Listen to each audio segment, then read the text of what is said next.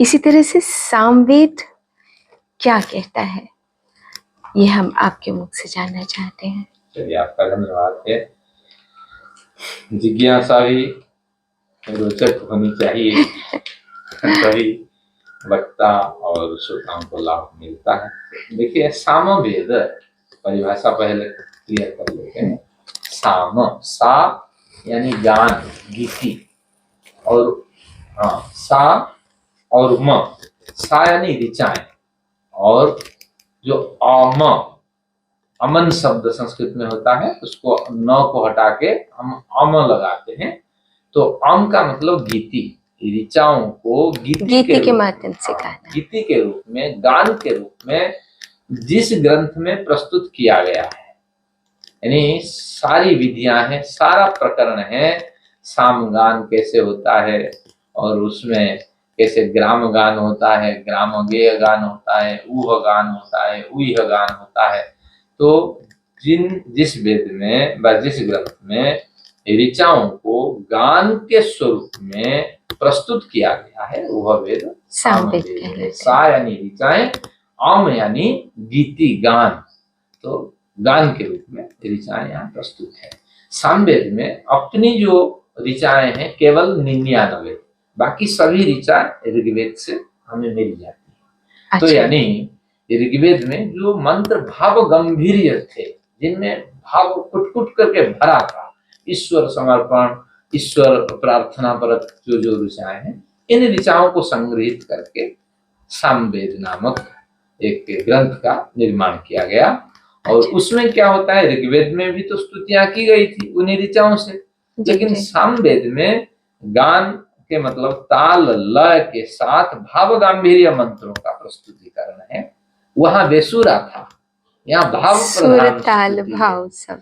के कुछ महत्वपूर्ण जो विचार बिंदु है मैं आपको सुनाता हूँ। गान प्रधान है, इसमें समन्वय का वेद है। समन्वय यानी जैसे बेजोड़ संबंध है मंत्रों के, ऋचाओं के, भावनाओं के, इन संबंधों को एकत्रित करके सुंदर गान के माध्यम से यहाँ भक्ति रस को उभारा जाता है। और इसके लिए आप आर्ट ऑफ धुंध, आर्ट ऑफ मेलोडी, इस सामवेद का एक अंग ही मैं मानता हूँ, क्योंकि जब आपको जानकारी होगी, ये जो कुछ आपके सामने ये सब वेद का ही 7 स्वर होते हैं, सारे गामा पा धा नि सा, सा से षडज, रे से ऋषभ, और गा से गांधार, और मा से मध्यम, और सारे गामा, प से पंचम, धा से धैवत, और नी से निषाद। तो ये निश्चित रूप से हमारी देन है, सामवेद की देन है। और साथ में त्रयोग्रामा, 3 ग्राम होते हैं, तीव्र, मध्य और सामवेद के समय में 3 ही स्वर थे, उदात्त, अनुदात्त, स्वरित। लेकिन वो एक उसी से ही, हाँ, उसी से मंद्र, मध्य और तीव्र, हाँ, ये जो स्वर होते हैं, इन स्वरों को 3 ग्राम में, 3 समूहों में बांटा गया है। और इसके बाद इनमें 7 स्वर और 3 ग्राम के साथ ये 21 मूर्छनाएं बनती है। मूर्छनाएं ध्वनि विकृतियां बन जाती है, यानी 7 मल्टीप्लाई बाय 3। और साथ में फिर कहा गया 51 यानी जो 7 स्वर है, और उसको जो आगे चल करके इसमें कहा तान, जो तान होते हैं 49 प्रकार के तान इन्हीं से बनते हैं। 7 को मल्टीप्लाई करते जाइए, तान आपके निकल जाएंगे। तान यानी स्वर विखंडन, और जो आपके होते हैं मूर्छना, वो स्वर विकृतियां। तो इस तरह, और इसका एक बड़ा प्रकरण है, 9 प्रकार के स्तोम होते हैं, त्रिवृत, पंचदश आदि। तो कुछ इस तरह, जैसे आप गायत्री मंत्र आदि पाठ करते हैं, तो इसमें भी एक विकृति आती है, ये त्रिवृत विकृति का है। क्या है? तत्सवितुर्वरेण्यं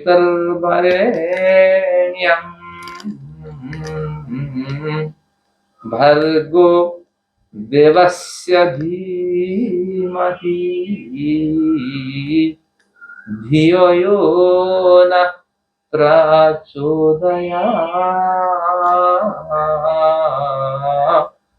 औहो वाहि तो इस तरह विकृतियों का पाठ होता है। सुंदर। और जैसे आप आगे इसके भी देखेंगे, इससे भी हमारे जो ग्राम गेय गान होते हैं, तत्सवितुर सवितुर्वरेण्यं वरेण्यं भर्गो वरेण्यम।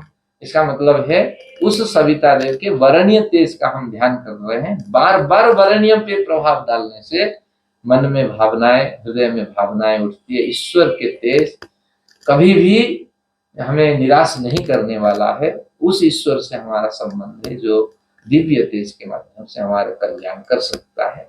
तो ऐसी भावना को दृढ़ करने के लिए ये सब गान प्रस्तुत किए गए थे। तो सामवेद अपने आप में महत्वपूर्ण है। और अंतिम पंक्ति में आपको स्मरण कराता हूँ जो अभी बोला था, वेदानाम सामवेदोस्मि।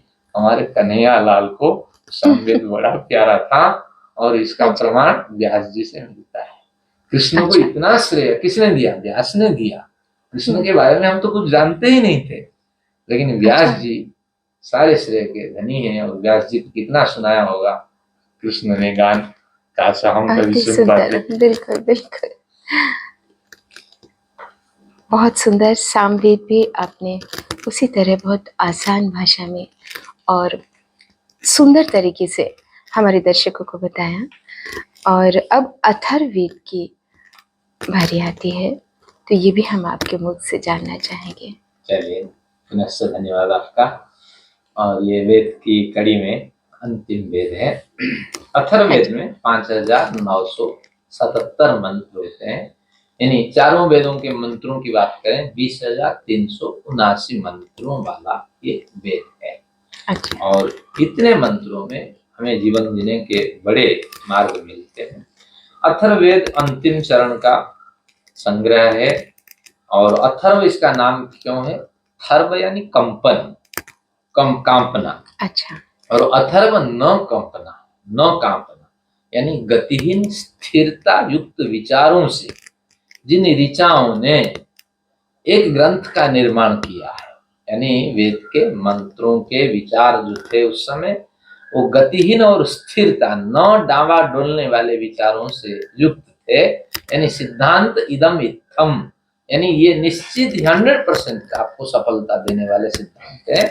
तो ऐसे सिद्धांतों से युक्त मंत्रों का जिस ग्रंथ में संग्रह, इनमें कोई संशय नहीं, कुछ भी नहीं है। तो ऐसे सुंदर विचारों का संग्रह यह अथर्ववेद है, स्वयं ही ग्रंथ से पता चलता है।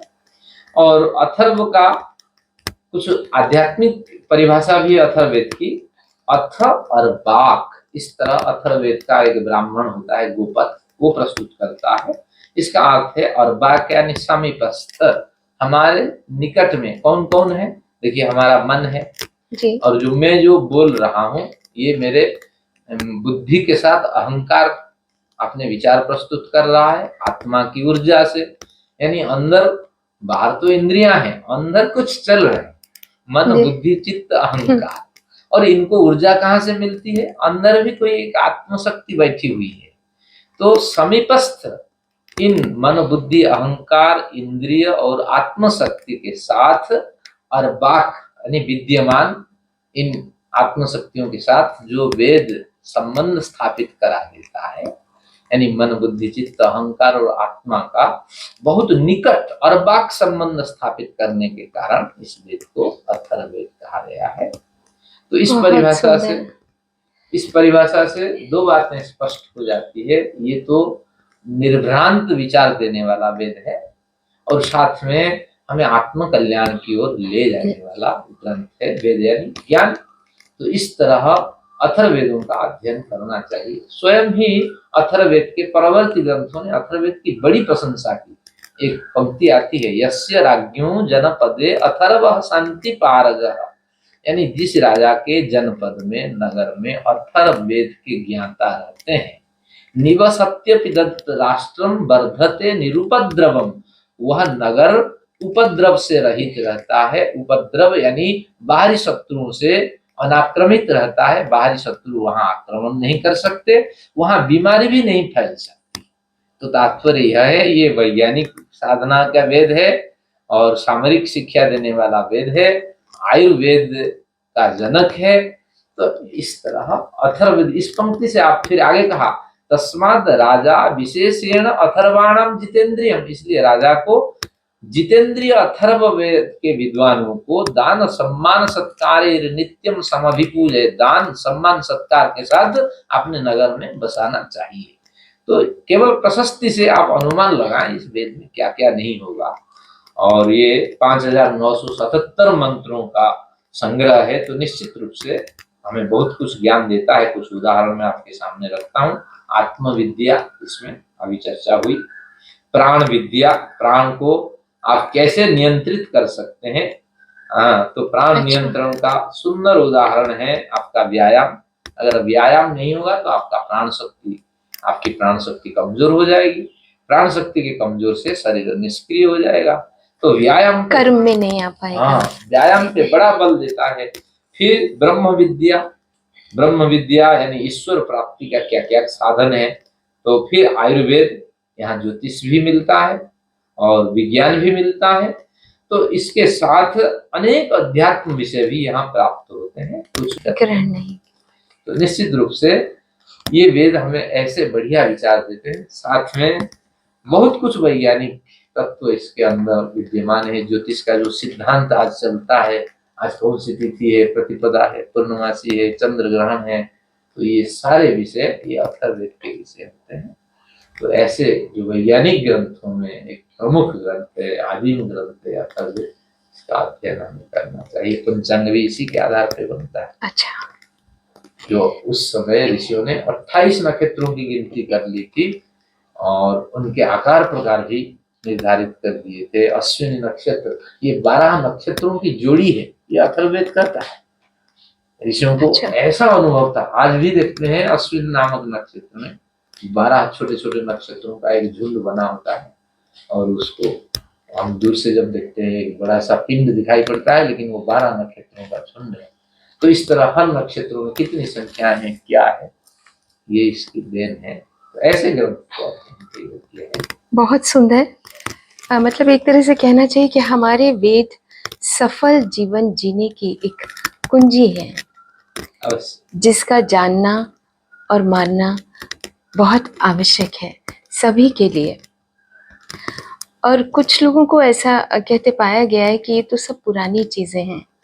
तो उस विषय में आप क्या संदेश उन बच्चों को या उन लोगों को देना चाहेंगे? अवश्य, एक बढ़िया प्रश्न है कि वेद पुराने नहीं है, क्योंकि माँ बाप के कंधे पे बैठा हुआ बच्चा ही तो दूर देख लेता है। माँ बाप के पैर पे या पैर के साथ चलने वाला बेटा दूर तक देख नहीं पाता है। तो प्राचीन साहित्य के आधार पे ही हम निर्णय करते हैं अपना भविष्य। वेदों के लिए तो अगर ये कहें कि जिस परमात्मा ने ये संपूर्ण सृष्टि को बनाया है, उन्होंने अपने हाथों से ही लिख दिया है कि ये आपको करना है और ये आपको नहीं करना है। ऐसा प्रतीत होता है जो आपसे अभी इतनी जानकारी हमारे दर्शकों को और हमको मिली। बिल्कुल यही है। और अगर आप कहें सफल जीवन की कुंजी वेद है, तो ये किस तरह है? तो देखिए, वेद में अनेक विषय है। हम उसको 5 भाग में बांटते हैं। अगर एक वाक्य में कहें सफल जीवन जीने के वेद के कितने सूत्र है ना? 5 सूत्र है। क्या है? नित्य कर्म, नैमित्तिक कर्म, काम्य कर्म, निषिद्ध कर्म और प्रायश्चित। तो इस तरह ये 5 कर्मों का अगर व्यक्ति अनुष्ठान करता है तो सफल जीवन जीता है। बहुत सुंदर आचार्य जी। इसी के साथ हम कुछ देर का ब्रेक लेते हैं और उसके बाद फिर मिलते हैं।